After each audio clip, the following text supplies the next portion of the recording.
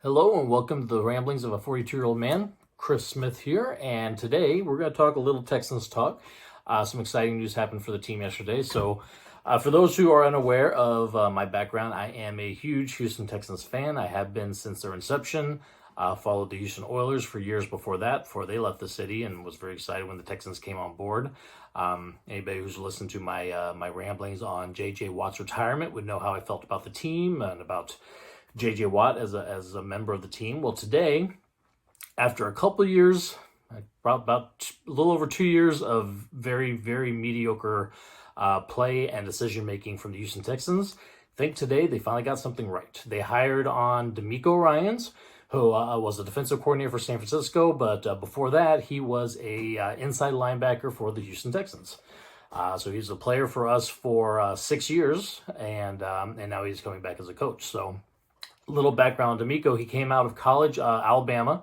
The Texans drafted him in the second round, first pick of the second round in 2006. And he continued to play for us for 6 seasons before going to Philadelphia Eagles as a free agent. He played with them for 4 years before retiring.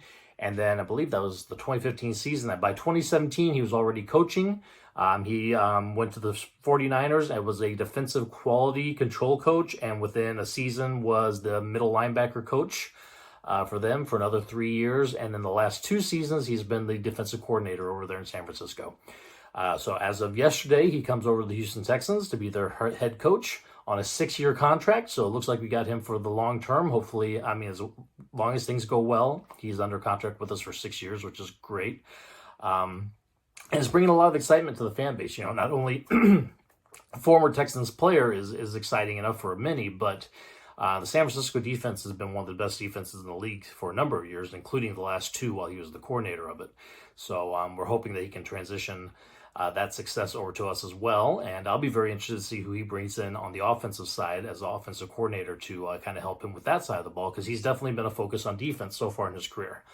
So we'll see how the offense goes. But he did, on that San Francisco team that he's been coaching now for 6 years, most of that was spent with Kyle Shanahan, who is one of the best offensive-minded coaches there are. So hopefully he can carry some of that over, maybe bring somebody in who's learned under Shanahan as well, and we can see some of the success that they had on both sides of the ball in San Francisco brought over to the Texans. You know, San Francisco's been the NFC Championship a couple years in a row now. I would love to have some of that success coming over to Houston. So very excited for this. Great to see how it goes. Very interested to see how the free agent market looks now, because with the underwhelming lack of success for the Texans the last couple of years, it was very much like who would want to come to Houston to play. But with a successful, young, well-respected head coach coming on board, I think maybe we'll see some more free agent players willing to come over to Houston. So I'm excited about that. Excited about the draft in a couple months as well. We got some top picks. I think we're number 2 pick in the draft, and then we have also number 12. And then we'll also be picking high in every round going forward due to our rough season last year. So exciting things in Houston. Can't say that too often.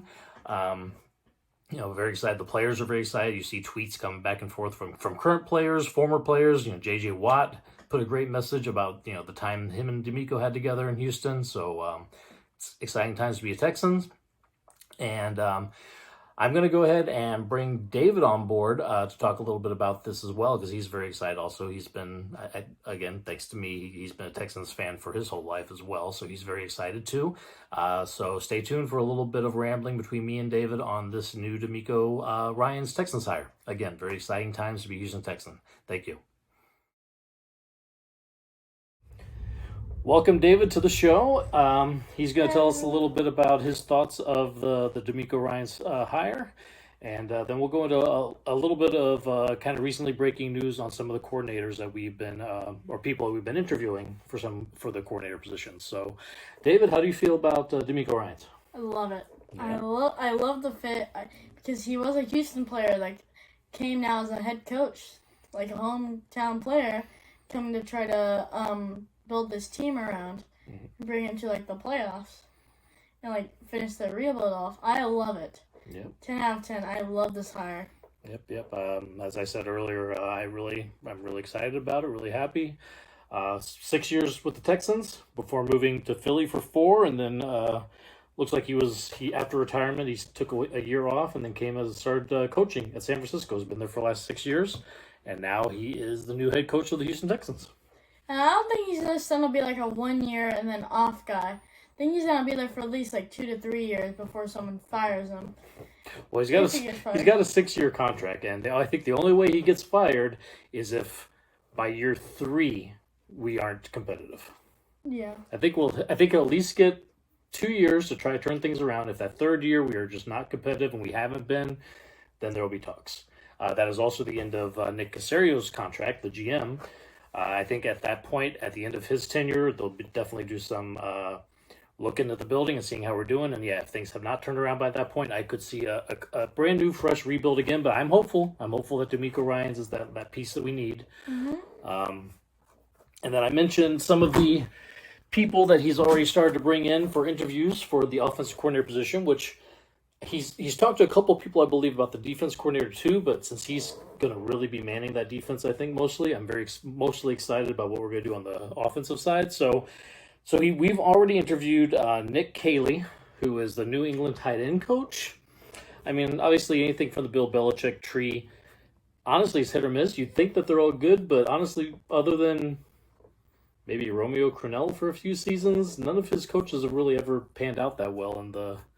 I mean, look at Matt Patricia, Josh McDaniels, Charlie Weiss. I mean, it's which kind of shows how much grass Bill Belichick. Bill O'Brien.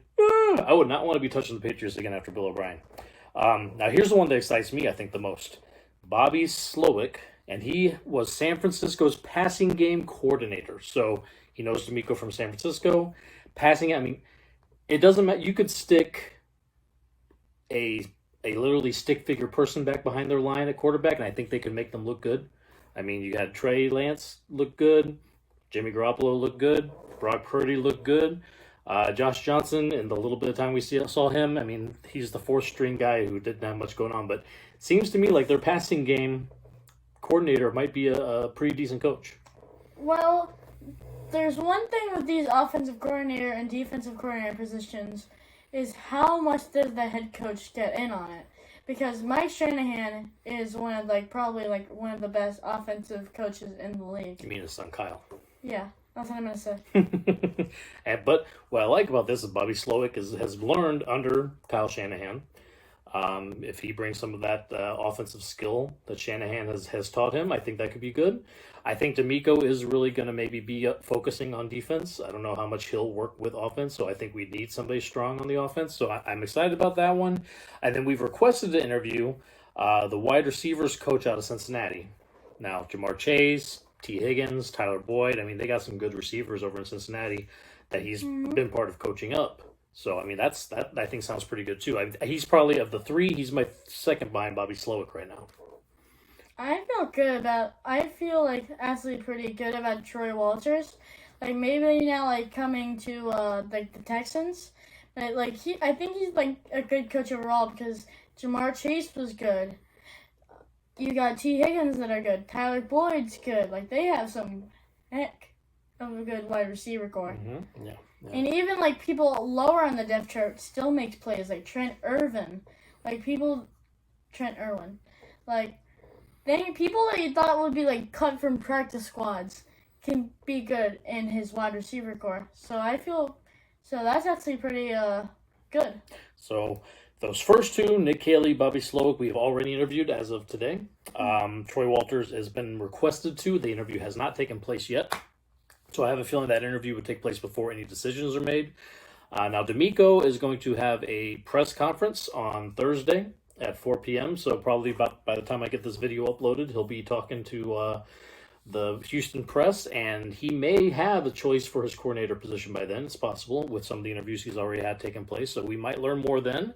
Otherwise, that'll kind of be his first time talking to, officially to the press in Houston about the job and everything. So we've heard a few quick words from him. He's been on Twitter talking about how excited he was to get over here and start playing and start coaching. And so again, I mentioned this before when it comes to free agency. I think a player like a head coach, keep thinking of him as a player.